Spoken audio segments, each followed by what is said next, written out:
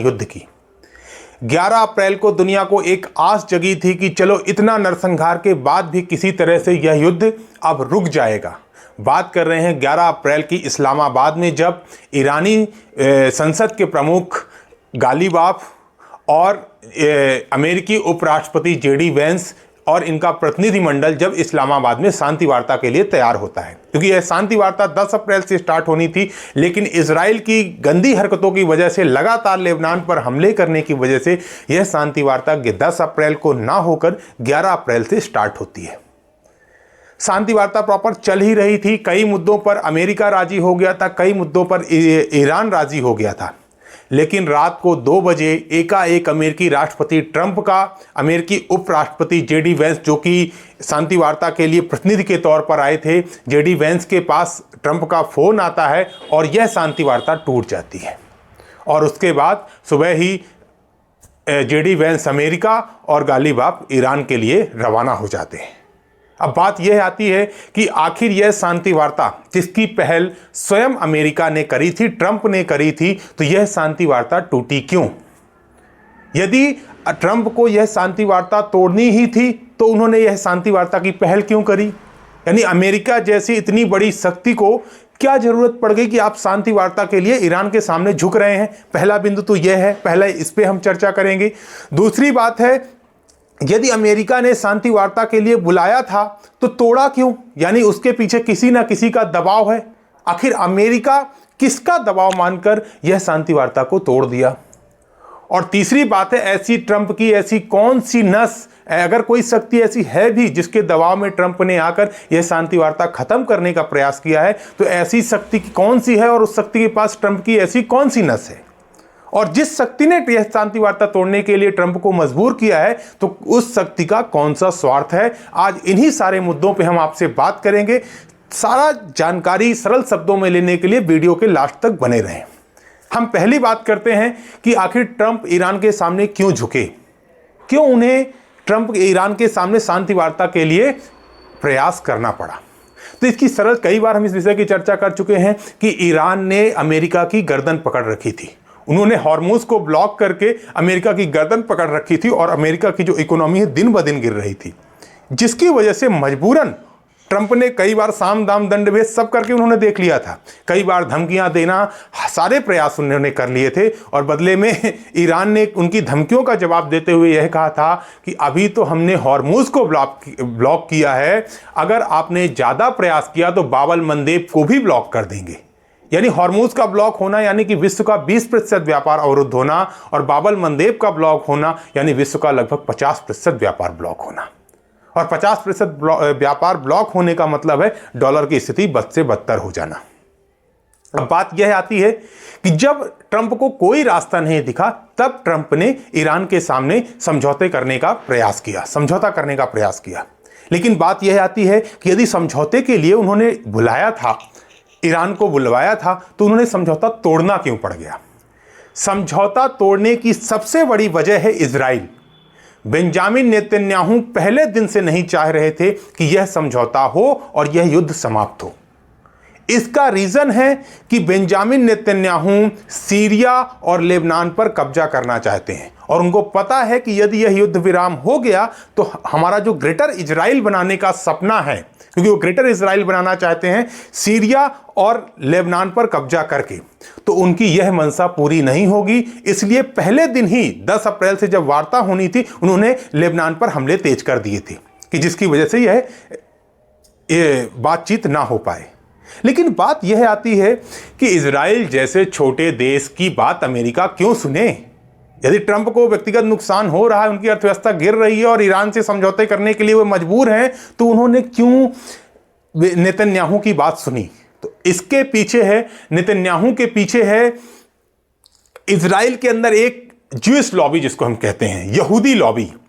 यहूदी लॉबी के बारे में आपको बता दें कि वह उन बड़े धन्ना सेठ, सरल शब्दों में कहा जाए तो धन्ना सेठों या बड़े उद्यमियों का संगठन है, जो विश्व की जितनी भी बड़ी फाइनेंशियल इंस्टीट्यूट्स हैं, वित्तीय संस्थाएं हैं, उनका संचालन करते हैं। यानी ये संस्थाएं, इनकी पावर का अनुमान इसी से आप इन जो यहूदी लॉबी है इसकी शक्ति का अनुमान आप इससे लगवा सकते हैं कि यदि ये चाहें तो रातों रात, चाहे वो एलन मस्क हो या कोई भी बड़ा उद्यमी हो, उसे सड़क पे ला सकते हैं।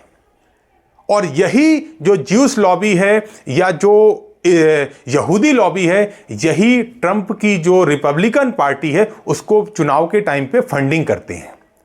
यानी ट्रंप को यह बात समझ में आ गई थी और यही यहूदी लॉबी ने ट्रंप के ऊपर दबाव बनाया था कि आप इजराइल का साथ दें और ग्रेटर इजराइल बनाने में बेंजामिन नेतन्याहू जो भी कदम उठा रहे हैं, यानी जो लेबनान पे लगातार हमले कर रहे हैं और सीरिया पे जो हमले कर रहे हैं, इनको सीरिया और लेबनान में कब्जा करने दें और आप शांति वार्ता करके इनके इस उद्देश्य में बाधा ना पड़ें। क्योंकि जब इजराइल लेबनान और सीरिया पे बड़े आसानी से कब्जा कर सकता है, लेकिन इनके रास्ते का सबसे बड़ा रोड़ा है ईरान, और ईरान लेबनान के साथ खड़ा है। इसलिए बेंजामिन नेतन्याहू और जो ज्यूस लॉबी है ये नहीं चाहते कि शांति वार्ता हो, और यही वजह है कि इन्होंने ट्रंप के ऊपर दबाव बनाया और ट्रंप को इस बात के लिए मजबूर कर दिया कि यह शांति वार्ता ना होने पाए, और फाइनली हुआ भी वही कि शांति वार्ता टूट गई। लेकिन बात यह है कि यदि ऐसी तानाशाही चल रही है, पूरी दुनिया को आज आर्थिक संकट में झेल कर, आप जिस भी शहर से इस वीडियो को देख रहे हैं, विश्वास मानिए आपके घर में, आपके अड़ोस में, पड़ोस में गैस सिलेंडर का संकट जरूर होगा। और यह संकट की वजह सिर्फ और सिर्फ यह युद्ध है और हॉर्मुज का ब्लॉक होना है। आगे आने वाले समय पे पेट्रोलियम्स के भी संकट होंगे। न सिर्फ हॉर्मुज से पेट्रोलियम और गैसों का परिवहन होता है, बल्कि चाहे वो फर्टिलाइजर हो, चाहे वो एल्युमिनियम हो, इन सब का परिवहन होता है। और ये सब अगर लंबे समय तक ब्लॉक रहें तो पूरी दुनिया के अंदर एक बड़ा संकट आने वाला है। कोविड से बदतर हालात होने वाले हैं। तो बात यह आती है कि इजराइल, अमेरिका, इन सब की तानाशाही के बीच में पूरी दुनिया क्यों पिसे? और इसी स्थिति से बचने के लिए यूएनओ जैसे संगठन बनाए गए थे। और यदि आज इजराइल या यहूदी लॉबी ऐसी तानाशाही चला रही है कि वो अपने अनुसार, अपने स्वार्थ के लिए पूरी दुनिया को आग में झोंक रहे हैं, तो ये यूएनओ क्या घंटी बजाने के लिए बना था कि आप सिर्फ कमजोर देशों या सामान्य से देशों के ऊपर अपनी तानाशाही झाड़ सकें? तो बात वही है कि समर्थ को नहीं दोष को गोसाई, कि समर्थवान जब सब कर रहा है तो यूएनओ मौन होकर देख रहा है। यदि भारत पाक का भी मैटर आ जाए तो पीओके के मैटर में यूएनओ ने आज तक स्टे लगा रखा है। तो बात यह होती है कि क्या यहूदी लॉबी के दबाव में, क्योंकि अभी 14 दिन का जो युद्ध विराम हुआ था, इस बीच में शांति के लिए पुनः प्रयास किए जा सकते हैं। लेकिन यदि ट्रंप यहूदी लॉबी के दबाव में रहेंगे तो यह शांति वार्ता संभव नहीं है। तो अब देखते हैं कि बात क्या आगे परिणाम होते हैं। क्या ट्रंप यहूदी लॉबी को खुश करने की परवाह छोड़कर शांति के लिए प्रयास करेंगे, या यहूदी लॉबी के दबाव में आकर युद्ध को कंटिन्यू जारी रखेंगे और पूरे दुनिया में भीषण नरसंहार चलता रहेगा? क्योंकि यह नरसंहार यदि अब स्टार्ट हुआ तो यह पहले से भी अधिक व्यापक होगा। क्योंकि जो ईरान की इस्लामिक सेना है, उनका मानना है कि अभी तक हमने सिर्फ 10% अपनी मिसाइलों का उपयोग करा है, यानी 90% युद्ध अभी बाकी है। और टर्की ने यह बयान दिया है कि यदि यह शांति वार्ता खंडित होती है, टूटती है, तो हम भी ईरान के साथ खड़े होकर इजराइल के ऊपर हमले करेंगे।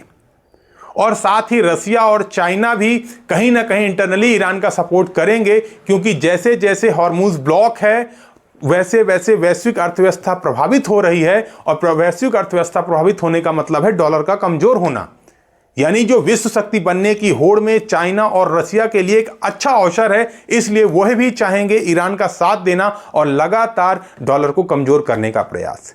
यानी यह पूरी संभावना है कि यह दो देशों का युद्ध अब विश्व युद्ध की ओर तब्दील होने वाला है, और इसमें कई देश कूदेंगे। और कई देश युद्ध मतलब कि विनाश। सिर्फ युद्ध का एक ही अर्थ है कि यह दुनिया में विनाश लाएगा, आर्थिक संकट लाएगा, भुखमरी लाएगा, गरीबी लाएगा, इसके अलावा कोई विकल्प नहीं है। और आज इस युद्ध को शांत कराने वाला कोई भी माई बाप नहीं बचा है, क्योंकि कमजोर देशों के लिए सब हितैषी बनते हैं, सब गार्जियन बनते हैं। लेकिन जब ये अमेरिका के हितों की बात आती है, इजराइल के हितों की बात आती है, ईरान के हितों की बात आती है, तब दुनिया के हित की अवहेलना कर दी जाती है। आज ग्रेटर इजराइल बनाने के लिए बेंजामिन नेतन्याहू जो इस भीषण युद्ध में शांति की संभावना को समाप्त करके फिर से युद्ध की ओर दुनिया को धकेल दिया है। अब देखते हैं कि क्या इन 14 दिनों के युद्ध विराम के बीच में पुनः शांति वार्ता होती है या फिर से दुनिया युद्ध के आग में झुलसता है। ऐसे ही ताजा अपडेट्स के लिए बने रहिए युवा चौक के साथ। जय हिंद, वंदे मातरम।